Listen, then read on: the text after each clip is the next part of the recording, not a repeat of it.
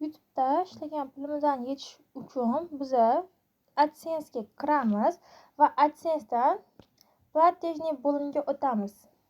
O'sha buni hammanglar bilib olgan bo'lsanglar kerak, qanaqa kirishni. Bu yerdan platej bo'limini tanlaymiz. Platejniy данныйga kiramiz.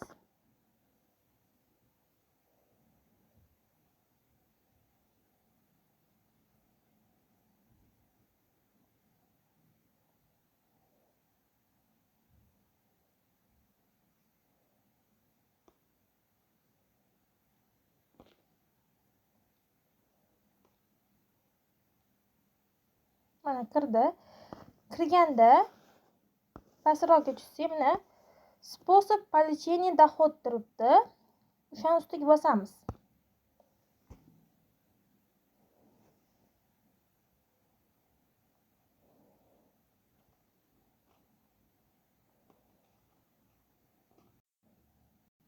Kirganimizda shunaqa okno ochiladi. Sizlarda ham bu yerda ikkita narsani tanlagin deyapti. Bu yerda mana xohlasang chek orqali, xohlasang bank orqali pulingni yechib olishing mumkin deyapti. Biza birinchisini tanlaymiz. Bank orqali pul yechilishini tanlaymiz. Chek orqali tanlanmaydi. Unda pulinglarni yecha olmay qolishinglar mumkin. Xo'p, bank orqali tanlashni bosganimizdan keyin bizga shunaqa okno ochiladi. Bu oknoni birma-bir to'ldirib chiqishimiz kerak. Buni to'ldirish uchun ma'lumotlarni qayerdan olamiz deganingizga savolingizga javob beradigan bo'lsam, buni xohlagan bankingizga borasizlar, pasportinglar bilan borasizlar va Swift счет degan narsa bor. Swift hisob raqam deyiladi. Swift hisob ochishga keldim etsanglar, bankka borib, sizlarga tekinga ochib berishadi. Mana ochtirganman. Bu men Hamkor bankdan borib ochtirdim. 5 daqiqada shuni ochib berishdi. Tayyor turibdi, mana qo'limda turibdi. Bu yerda hamma kerakli ma'lumotlar bo'ladi. Sizlar ham bankka borib, bemalol ochtirib, keyin bu bo'limga o'tib hamma kerakli narsalarni kiritib yozishingiz mumkin. Bu yerda birinchi qismiga hech narsa yozishingiz shart emas, shundoq qo'yveradi. Ikkinchi qismidan boshlab to'ldirishimiz kerak. Mana shu qismidan boshlab biz to'ldirishni boshlaymiz. Bizga keyin aytib o'taman, Visa karta umuman kerak emas. Bu счетda raqamlarni kiritganimizdan keyin bizning pulimiz avtomatik tarzda счетga o'tadi. Swift счетga.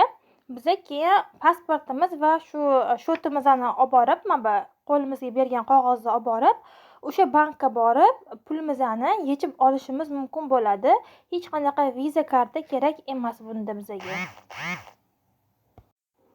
Bu yerda biza o'zimizning pasportda qanaqa yozilgan bo'lsa, bu yoqqa mana xuddi shunaqa qilib ism, familiya, отчествоmizni kiritishimiz kerak.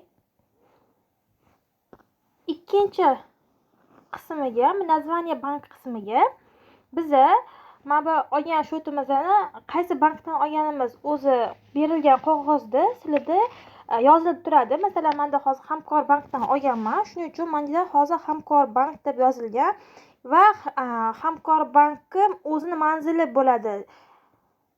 Qanday joylashgan, qanday nima qilgan, hammasini ketma-ketlikda o'zimning qog'ozingizda yozilgan bo'ladi.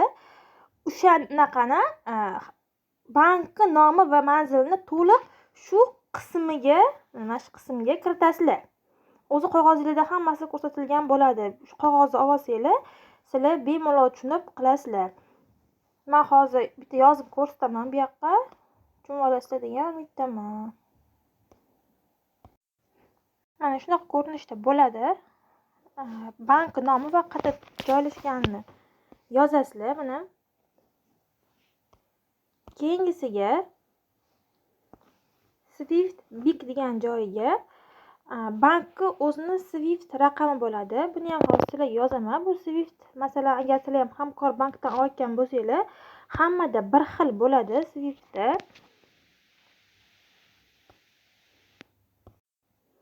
Mana bu yoqqa Swift Big degan kod bor. O'sha kodini kiritasizlar.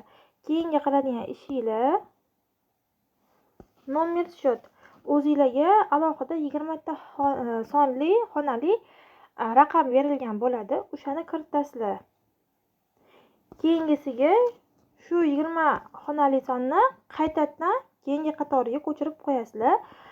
Ahamiyat beringlar. Buni diqqat bilan xatosiz yozishinglar kerak. Yozayotganingizda ham hamma harflarni lotinchada bosh harflar bilan yozinglar. Keyin qiladigan ishimiz manba bank посредник degan yozuvni ustiga bitta bosamiz. Bosganimizdan keyin bizga yana to'ldirishimiz kerak bo'lgan joylar ochiladi. Bank посредник bu degani o'rtakash degani, ko'cha tilida gapiradigan bo'lsak. Masalan, tushuntiradigan bo'lsam, siz kanalingizga pulga ulardingiz, AdSense sizga hozir pul ishlab chiqaryapti va siz hozir bu yerda o'zingizni Swift счетingizni kirityapsiz. AdSense sirasi sizga pulingizni mana bu kiritayotgan счетingizga tushirib bermaydi. Sizga kelguncha, bu счетingizga kelguncha o'rtada bank turadi, o'rtakash bank bo'ladi.